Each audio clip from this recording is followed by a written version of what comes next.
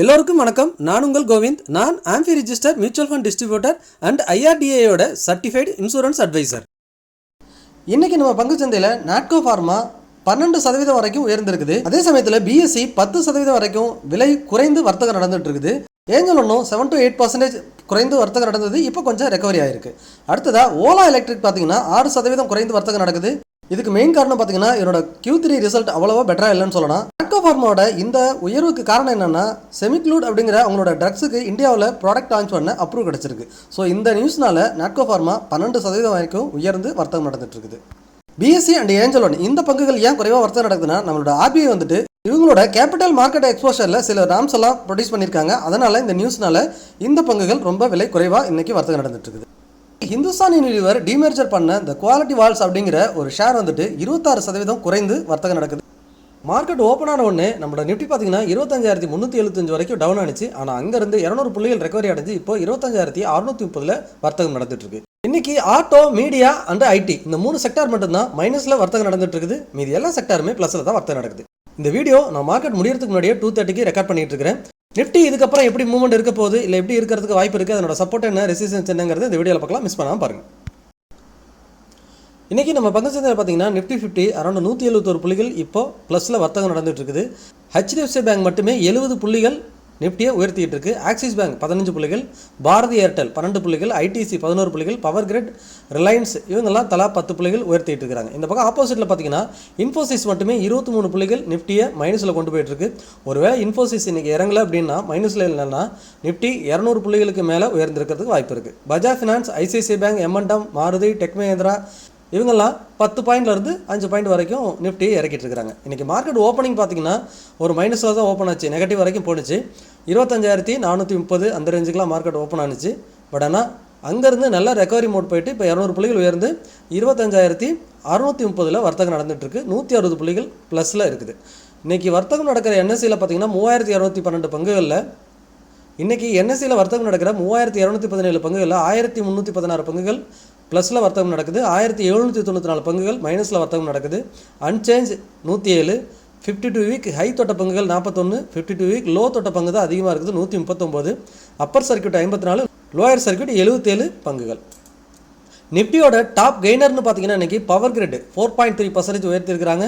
கோல் India 3.18%, HDFC bank 2.35%, Adani entertainment, Axis Bank, NTPC, Max Health இவங்களாம் தலா 2%லேருந்து 1.7% வரைக்கும் டாப் கெய்னரில் இருக்கிறாங்க.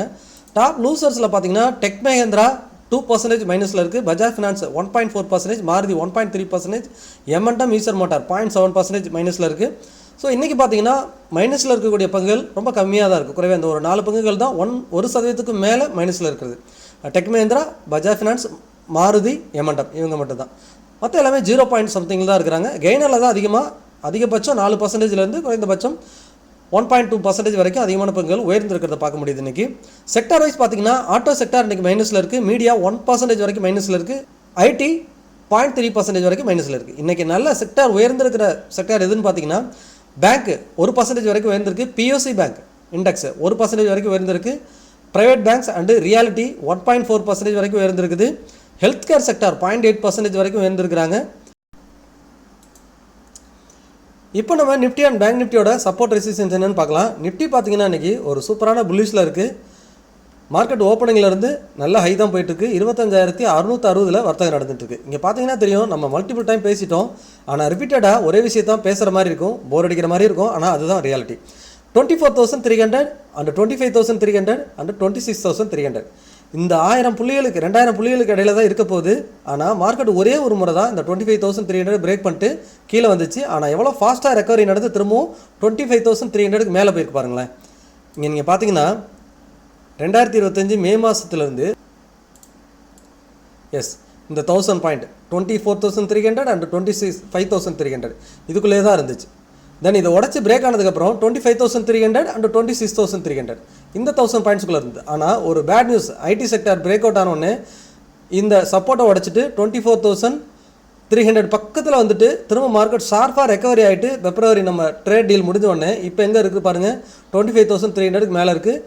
இப்போ நேற்று சொன்னோம் இந்த 25,300 பிரேக் பண்ணலைன்னா மார்க்கெட் திரும்பவும் 300 போகும்னு சொல்லியிருந்தோம். இப்போ எக்ஸாக்டாக மார்க்கெட் எங்கே போயிட்டுருக்கு, 26,300 நோக்கி தான் போயிட்டுருக்கு. கூடிய விரைவில் இந்த வாரமே கூட ஆல் டைம் ஹையை திரும்பவும் டச் பண்ணிடும். ஆனால் ஆல் டைம் ஹையை பிரேக் பண்ணலைன்னா அந்த இடத்துல இருந்து அகைன் திரும்பவும் கீழே இப்படி அந்த 25,300க்கு திரும்பவும் வரத்துக்கு அதிகமான பாசிபிலிட்டி இருக்குது. எப்போ இதை பிரேக் பண்ணுதோ, இப்போ மார்க்கெட் 26,300 நோக்கி போயிட்டுருக்கா, திரும்ப அங்கே போய்ட்டு அந்த இடத்த பிரேக் பண்ண முடியலனா அகைன் 25,300 வரும், அகைன் திரும்ப 26,300 போகும். இது சூப்பரான ஒரு சைட்வேஸ் மார்க்கெட்டுன்னு சொல்லலாம். ஆனால் இந்த சைட்வேஸ் மார்க்கெட்டை எப்போ பிரேக் பண்ணுதோ அப்போ தான் நிஃப்டி வந்துட்டு ஒரு நல்ல புல்ரன் கிடைக்கும். நம்ம மல்டிபிள் டைம் பேசிட்டோம். கூடிய சீக்கிரம் பிரேக் ஆகும்னு எதிர்பார்க்குறோம். ஏன்னா இருக்கிற எல்லா நியூஸும் நல்ல நியூஸ்லாம் வந்துருச்சு.